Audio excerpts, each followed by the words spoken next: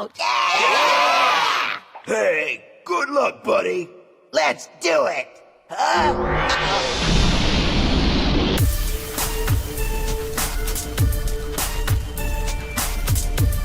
Prepare yourself, Dan Saiyan.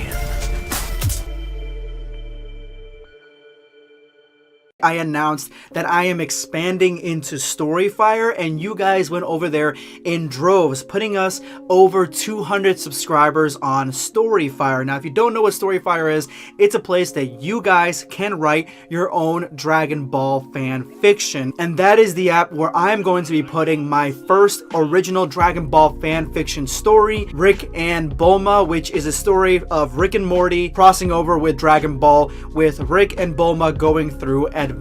I'm gonna have that story on Storyfire, along with videos that are more like vlog videos for those of you guys who have been asking for face reveals. That's where you're gonna be able to see that content, and then also a feed similar to Twitter. So if you would like to help me plant our flag as one of the most dominant Dragon Ball presence on Storyfire, because right now there really isn't anybody, hit the link in the description below and the top comment, because there you can go ahead and subscribe to me on Storyfire. In the last chapter of Goku Trains Caulifla, Kefla has just hit Gotenks with her finishing blow, but she may have gone a little bit overboard, and she feared as much, and then it was confirmed when she saw the living image of Gotenks' ghost flying around her butt. Then she realized that Gotenks actually endured the blast, and he was gearing up to hit her with his finishing move, which is a ghost kamikaze army. So Kefla is actually really interested in Gotenks. She's surprised that he lasted this long and survived her finishing blow, so she is actually giving full props and respect to Gotenks because of how durable he seems to be. And Gotenks is pulling out all the stops, unloading his full might on Kefla, trying to finish her off as fast as possible with one last ditch effort with this final move.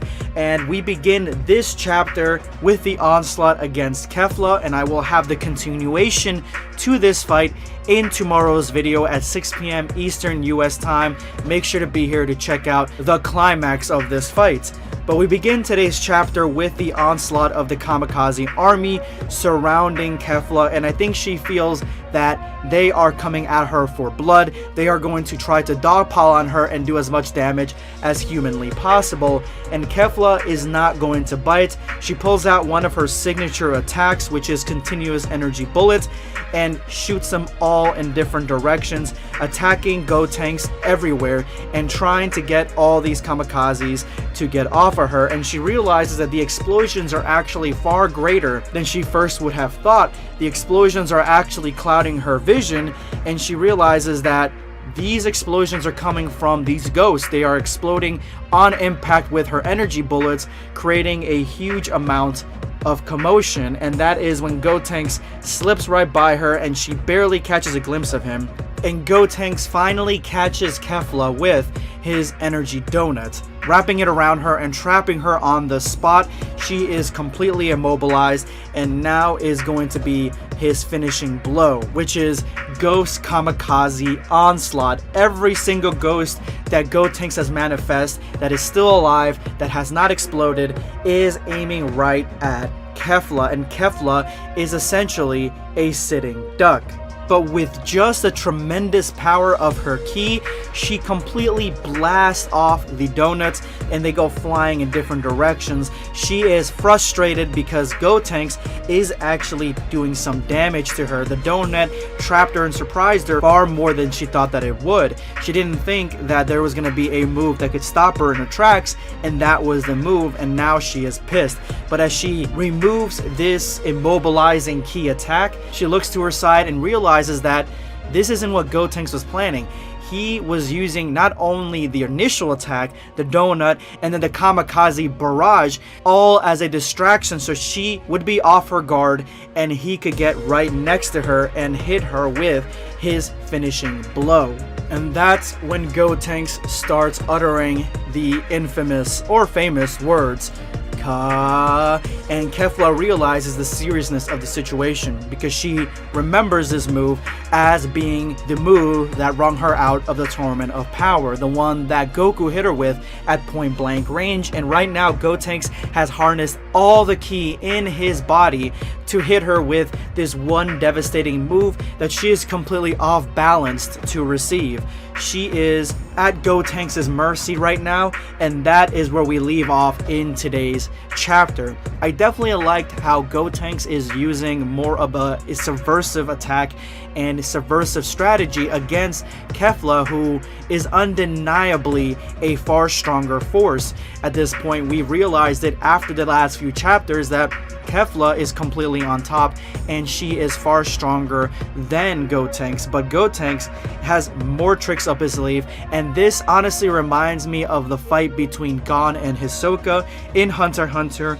Mild Hunter x Hunter spoilers if you have not seen it here, just for a quick second, but there is a fight between them early on in Hunter x Hunter where Gon uses all the power of subversion, even blocking the sight of Hisoka because he knows that Hisoka is stronger, just to land a decisive blow against him. Now, the blow that he was trying to land was more of a statement than something that was going to win the fight for him, but it's basically the same thing here. This is so reminiscent of that fight that it just nerds me out. Like, I'm nerding out here because of how awesome this is. That Gotenks is trying to obscure all of her vision with all his attacks. Kefla is thinking that these are all finishing blows, that these are all last-ditch efforts to get her out of the fight, but no, Gotenks is just trying to catch her off guard so he can hit her with this Kamehameha Blast, which, unloading this Kamehameha Blast, this has to be the ending of Gotenks' abilities to fight in this match, and I cannot wait to see what happens in tomorrow's chapter. That's right, I'm going to have a new chapter tomorrow.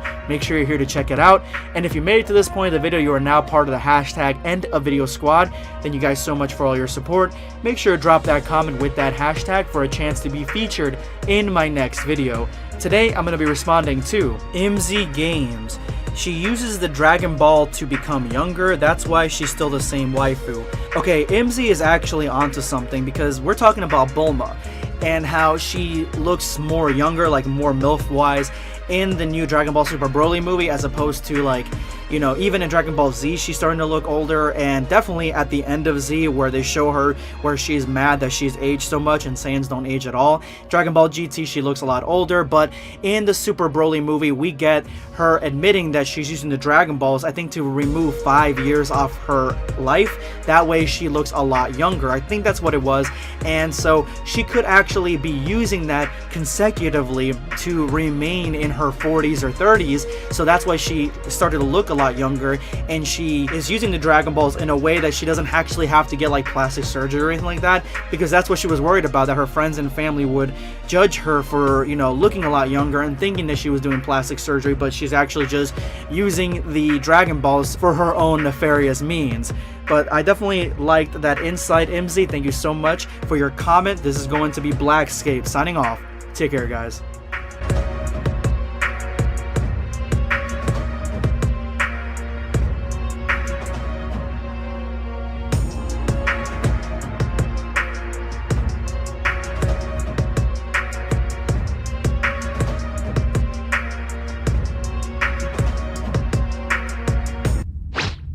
Subscribe for more content. Or perish.